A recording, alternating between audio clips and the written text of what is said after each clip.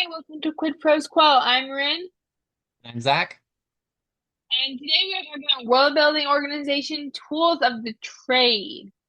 So last week we talked about what ontology has to do with the way we organize information about our worlds. And to recap, ontology is just a system of organization. When you're thinking about an ontology, and when you think about ontology in general, something else. So we're thinking about singular ontologies in this case. So this week we're going to talk about tools hmm that we can use to implement our ontologies. Let's give a quick overview of the tools we'll be talking about. Zach, do you want to do that? Yeah, so we'll talk about Scrivener, we'll talk about LaTeX, we're going to talk about Obsidian, and then we're going to talk about wikis. We love our wikis. But those are the four options that we're going to talk about. Rin has a lot of experience using Scrivener for organizing world building information. So what tips have you got for us with Scrivener? What are the pros and cons of using Scrivener for that? I would say the pro is that everything, your world building and your writing is all in one place. Like it's all in hmm one file on your computer, which is really nice. You don't have to have a million windows open. Um, the split screen function is one of my favorite things to do, whether I'm doing two drafts at one time or notes on one half of the screen and writing on the other, or just two sets Yeah. of notes for like cross-referencing. There is linking capability. I haven't used it much because it's kind of clunky, and I have not honestly put enough time to like, really learn that. There's tables, there's pictures, but it's like a text app. It's not really for that. But I would say the cons of Scrivener, well, I touched on some of them, is kind of clunky with tables, pictures, and linking. But the pros are definitely just having it all in one place. It's like having one master binder, and in fact, the sidebar is called the binder in Scrivener, where you see everything and you can nest folders. It's a beautiful tool. It's like Google Docs, but better, in my Yeah. opinion. So I love it's good for world Scrivener. building, it's good for writing. Yeah, I love Scrivener. Super great for drafting, and it's very, very useful for world building information. I think part of the reason why I became more familiar with other methods of world building organization is trying to find ways to preserve the notes that I've put into my Scrivener folders for other projects, right? Because if I'm writing a series, I'm going to have uh separate Scrivener projects to write the books, and it can be kind of That's a good cumbersome to point. copy everything over. Yeah, I never thought about that because I have not tried to write a series in so long. Scriveners are really good for standalones and self-contained projects, but not so good for series or visual projects. Yeah, yeah, I would agree with that. One resource that I use occasionally, particularly for like role-playing stuff, is LaTeX. LaTeX is a this is going to sound super duper nerdy, but hey, you decided to listen to a writing podcast hosted by a biologist and an astronomer, so if you weren't prepared for nerdy, you Yeah, should be now. Um, you've got the market cornered. yeah, yeah.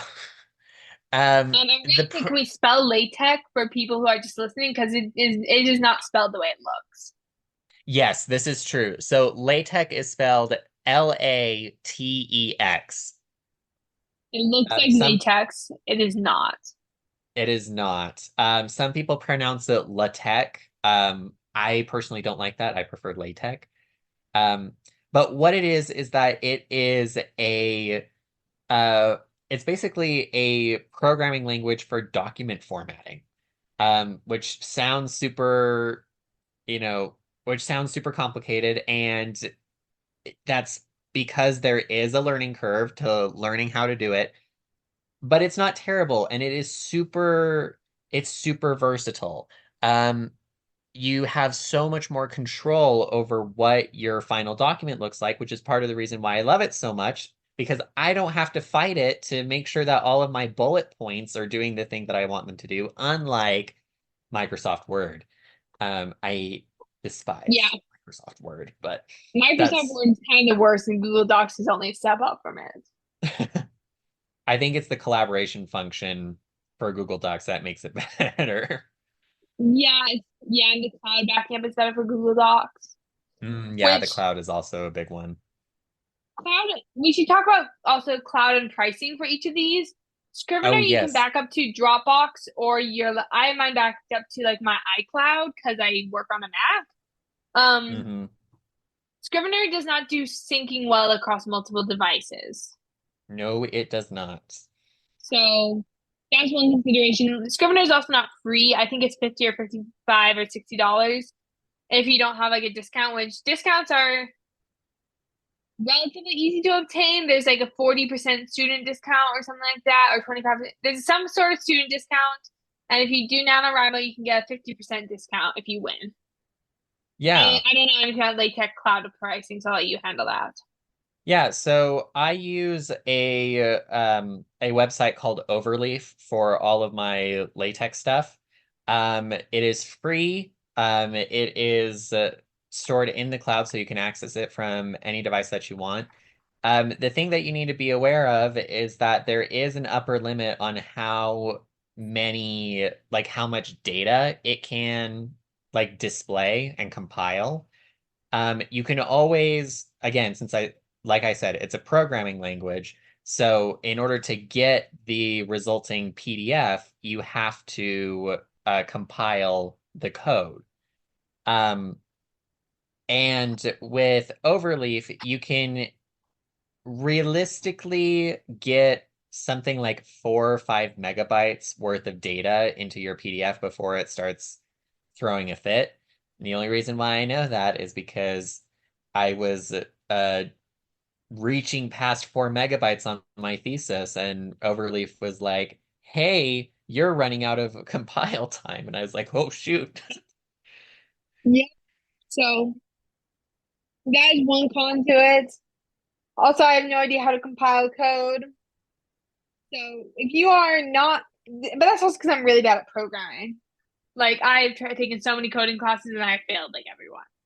Um, so there's a con for it, but again, it's so pretty. It is so pretty. I love the way that it looks when you're all done. And I think it's a really good option if you're trying to put something together that is meant for like public consumption. So if you're trying to Yeah, write like a world building Bible that you're going to post on your Patreon for people to buy, I would definitely recommend LaTeX for that. yeah, that's a really good point. I'll have to check it out because it sounds fascinating. I have very low faith in my abilities, but I'll check it out. And I have you as a resource. So find Yeah. that mathematician or astronomer in your life who learned LaTeX in school. Like, surely everyone has a math major friend. I have like three. Um, and use them. They're great. They're great resources. Friends are great. And you can also find online courses and written resources, I'm sure. YouTube is a Yeah, wealth of knowledge. Overleaf has tons of tutorials to learn how to use LaTeX. Perfect. Option three is Obsidian. This one is Oh, nice because it's free and it backs to the cloud pretty well. It has a learning curve that's shallower than LaTeX, but it still has a little bit of a learning curve. It does tables and pictures, but tables aren't super easy. But I think the main appeal to Obsidian is that you can do like backlinks and create documents for each backlink. Um, yes. Yes. it's so cool. And then it will give you a map of all your backlinks. Yeah, so you get to see like how connected all of your world building stuff is, and it just scratches this itch in my brain where it's just like, oh, it's all connected. It's so good. I I'm I recently got into Obsidian and I've actually been using it a lot for like life management. Like Hmm. when I was Hmm. trying to quit my job that I hated, I made like an exit plan in Obsidian and it was fantastic. And I recently made like a similar, not exit plan, but like roadmap for life in Obsidian. And I've backlinked to like writing habit things and like meditation stuff. And yeah, anyways, Obsidian is so cool. I think we can do an entire episode on just Obsidian if people are interested in it. So if you want Yeah. to see separate episodes on one or any of these ontological tools, let us know. Email us. Put in the Spotify comments. Do what you gotta do. Yes. Go to our Yes. Instagram or Facebook. Check us out. Yeah. The other Fourth thing that I'll option. say about Oh, go Obsidian ahead. is that you're writing in Markdown, which is a programming language. It's super approachable. Like we said, there is a learning curve, but it's pretty shallow. So if you're looking for like, how do I bold something inside of Obsidian, you look up how to do bold in Markdown because all of the stuff inside of Obsidian is inside of Markdown files. That is a really good point. I would also say that Obsidian has a really good community around it. I'm in the Hmm. Obsidian Discord and people make mods for the Obsidian. So you can like change the way it looks or do just whatever you want to Obsidian. Obsidian is very customizable. Yes, yes. Yeah. Fourth option is wiki sites. We don't have a specific one for these, but if you know Wikipedia, you know what a wiki site is. Yeah, so some of these might be some that you might have heard of are like Wikidot, World Anvil, um oh, I had one that was just off the top of my fandom, like Wikia fandom sites for like where Wikipedia is and Yeah, other um major motion picture properties are. yeah, These are a good option if you're trying to share something publicly, but a lot of them are not private or require you to uh, pay like a monthly subscription in order to make it private. And sometimes they're a little bit difficult to set up. yeah. Obsidian for half a second. I have pitched Obsidian to people as a private internal wiki Yeah, because the backlinks work just like Wikipedia links. It like highlights a word and underlines it and makes a link to another document when you've written all your stuff. So I listen, I just love free stuff. Like I hate subscriptions. So like I will vote for one-time payments or free stuff every single time. yeah, yeah. Yeah. Um that's all we have for this episode today, I think. Is there anything else you wanted to put in before we end this recording, Zach?